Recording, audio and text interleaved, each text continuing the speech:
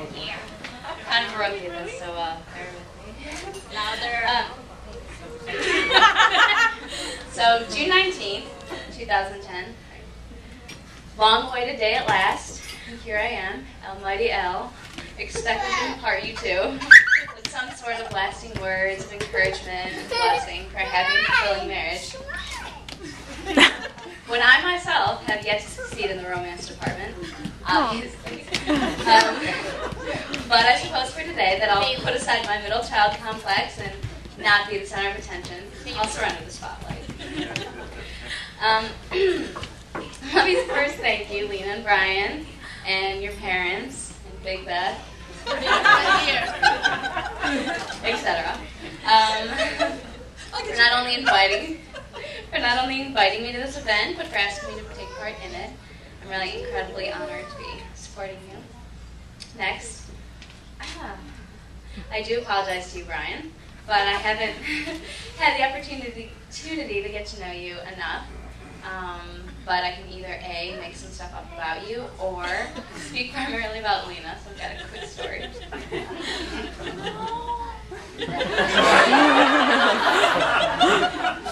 So Lena is one of my favorite people on this earth. She has the ability to light up a room to animate absolutely any situation.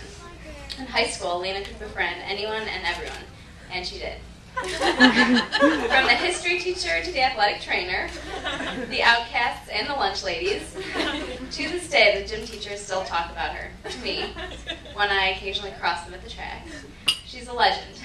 Not for her timed mile necessarily, or her pull-up records, but for her personability and her rare brand of humor. Mrs. Claytis likes to remind me that Lena is the only girl in her history of teaching PE who has ever drawn attention to her pit stains.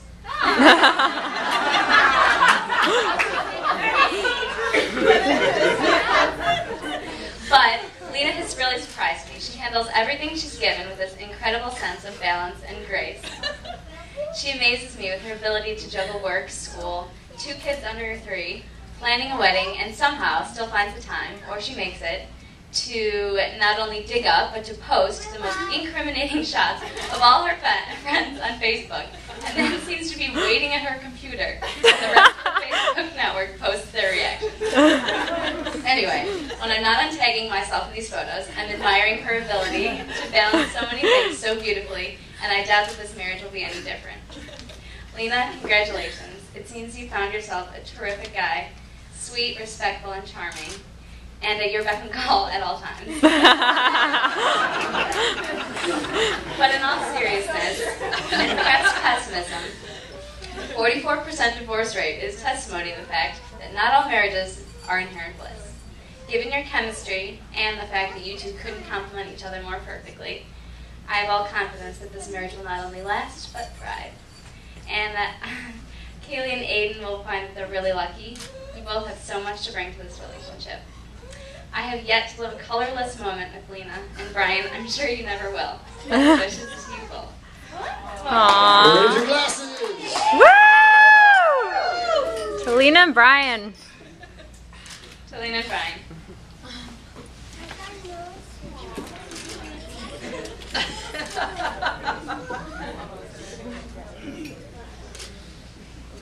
And now we'll hear from our co-best men. Which will go first? I'll go first.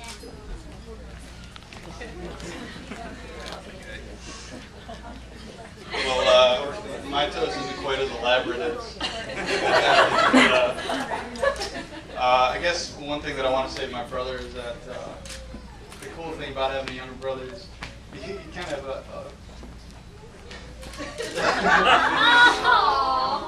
don't do that. You have a built-in best friend. I'm going to need a minute here. So, thank you for being a friend. We've traveled down that road and back again. Your heart is true. You're a pal and a confidant. In all seriousness, you guys are great. You're a perfect match for each other. I love you both. And we couldn't be more proud of you. So, cheers. You're here. Cheers.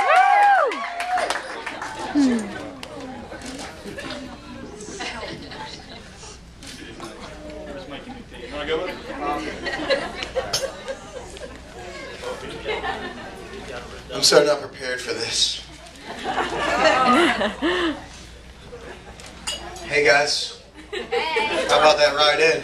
I guess that's why they call it Sin City. Just kidding. I downloaded this off the internet, so if it's not good, I'll leave that site I got it from. First of all, I want to thank Brian's family because I've known them for a long time now, and they've always been great to me. His brothers, sisters, and his parents.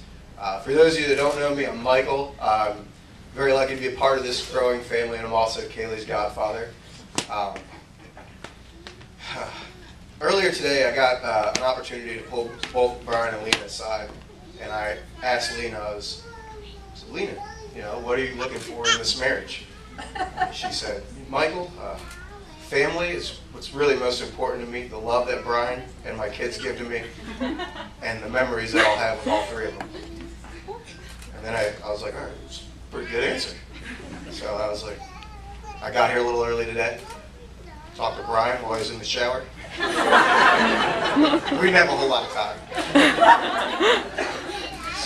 Kind of let myself in while he was lathering up. It's like, Brian, he talks real loud in the shower. He's like, what? I'm washing my hair. Like, I can see that, literally. I was like, Brian, what do you expect to get out of this marriage? Thinking I'm going to hear something as good as Lena gave, because it's like, I'd like a quarterback, but I'll take a shortstop. It's like, I guess there's two ways to look at it then, I guess. So, me and Brian have known each other for a long time. We met one fateful day in Coach Bowden's English class. And let me just tell you that me and Brian were not on the road to friendship. Saw Brian, there's this 5'10", goofy-looking kid sitting next to me. Could tell he had no friends. I felt bad for him. I was like, holy crap. So I'm like, hey man, what's going on? Just looks at me. Nothing. I was like, okay. I was like, so man, what do you like to do? He's like, nothing. He's like, the teacher's talking, you quiet, But so then one day out of nowhere, I'm just never talking to Brian again. I'm not even looking at this kid.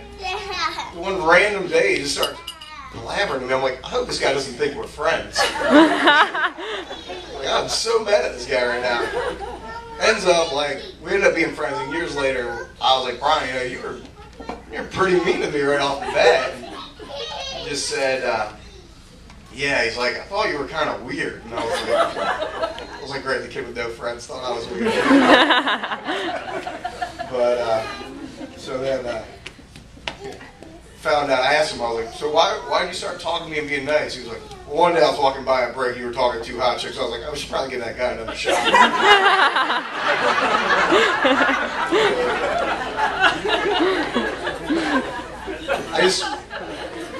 Lena, BFFs, me and Lena. I'm not even going to go there. It's too long of a road to travel. But I do want you to know that back before Brian had anybody, he's always been worried about having, a stable job to support a family.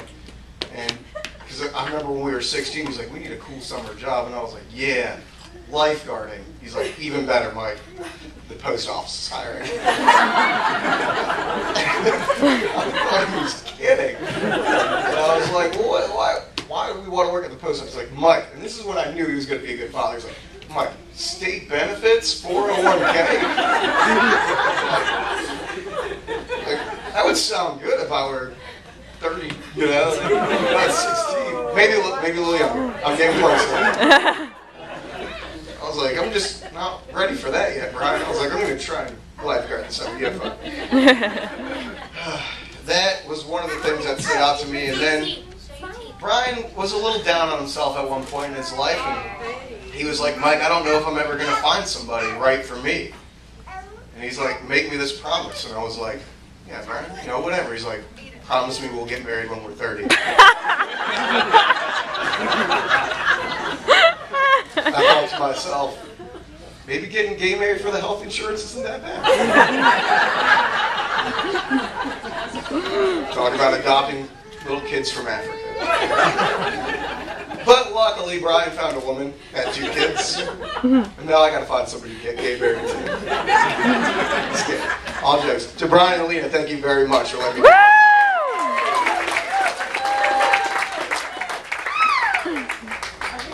All right, and now we will proceed with dinner here shortly. Of course, starting with our bride and groom, the bridal party, their immediate families, and the fine staff here with the Bridges Resort will let your table know when you can proceed to the dinner buffet. Thank you very much. And once again, family and friends, how about it for our bride and groom, the new Mr. and Mrs. Brian Scott.